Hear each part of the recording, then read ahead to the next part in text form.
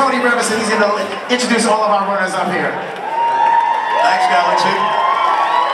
Hey, you Boston Marathoners. You know what they used to, you know the name they called the 2004 Boston Red Sox team that broke the 86-year curse of the Bambino? No, they call them the Idiots. They got nothing on you people. What were you thinking? What were you thinking?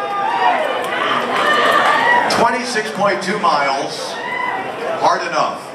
In these conditions, unbelievable. You guys are spectacular. Here are your trailblazers. Just a couple of numbers, just some numbers to give you. There were 26,716 of you people who entered the race. Of that, 22,853 actually picked up the bibs. You know, because of the heat, all week long we've been telling folks, be careful, make sure you can handle the distance and the heat, etc., right? It was really reinforced a lot by the BAA this year. But the bottom line was, there was the option of deferring till next year if you wanted to. Guess what? Of the 22,853 who picked up their bibs, 98.13% started the race.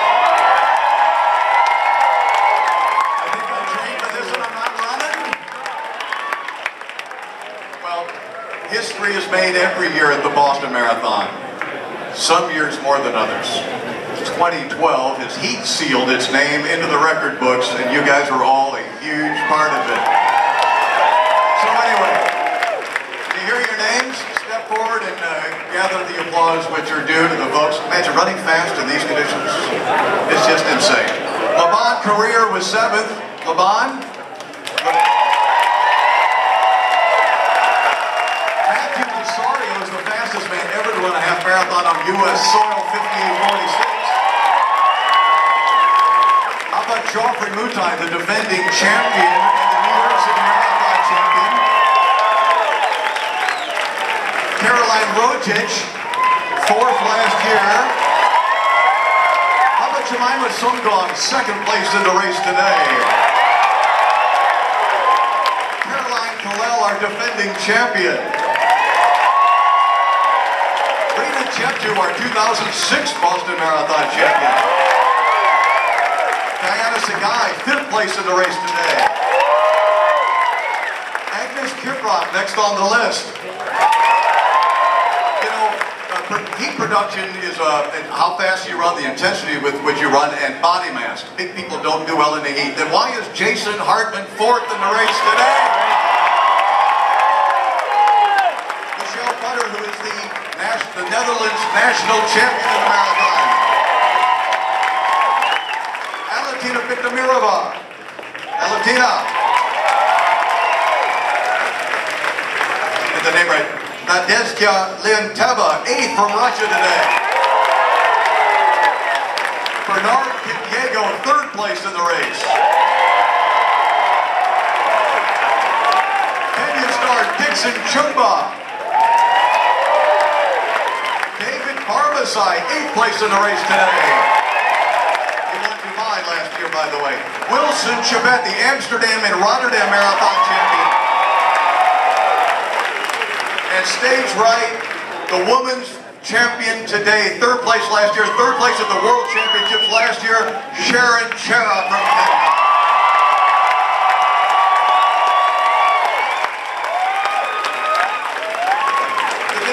She ran a marathon in Dubai in January, ran 2:22:39, set a personal best, came back and won the Boston Marathon.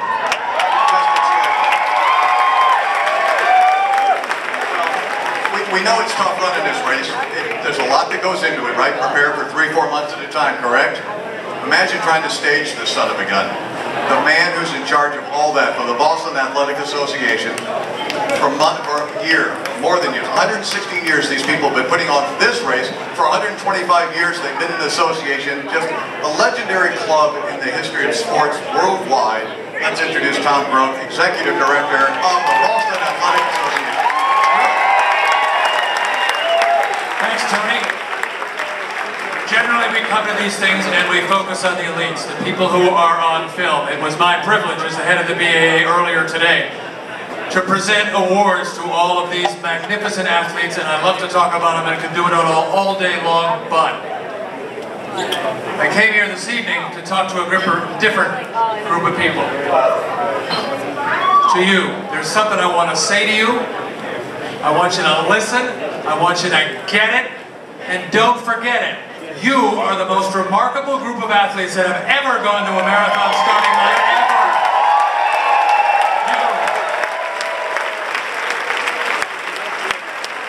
Tony gave you some of the numbers. We gave people the option to defer.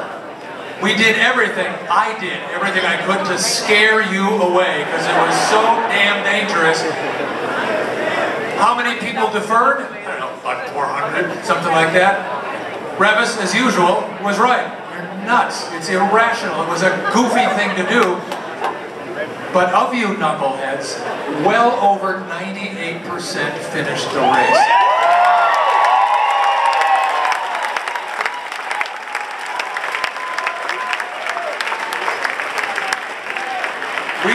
Someone says, scare us again. You're a very scary group.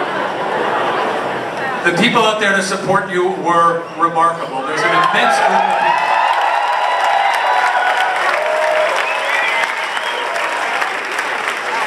We start off with 8,000 volunteers, plus 1,000 medical people, plus every city and town, plus the state, plus the National Guard. The CIA is out there, the FBI, the Red Cross is all along the way. And they do all that, and we do all of that out of respect for you. It is a privilege for us to be involved with such a magnificent group of athletes as all of you. Thank you for that privilege. Great job. Thank you, Carl. You know, you might be saying to yourself, don't I recognize that voice from somewhere? Well, for the past 26, 33, I'm old as well. This is the finish line announcer of the Boston Marathon, not just the executive director. Crow was out there hour after hour calling you guys home to roost there on Boylston Street. You know, this is a year of anniversary, so I'm wearing a pin. That's my 125th anniversary pin from the Boston Athletic Association. You guys were invited to go to Fenway Park, right? A little bit earlier before you come to the House of Blues. 100th anniversary for Fenway Park being the ballpark for the Red Sox. And the one that's got the biggest number of balls. Oh, another one, we got to make it. The 40th anniversary for the official women's division in the Boston Marathon.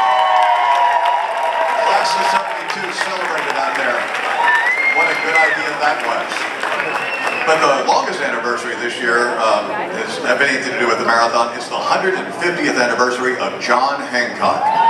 Without whom, none of this would be happening. None of the fun you guys are having, or if indeed it was fun, would be going on. And the head of sponsorship for John Hancock is right over there. It's Rob Friedman.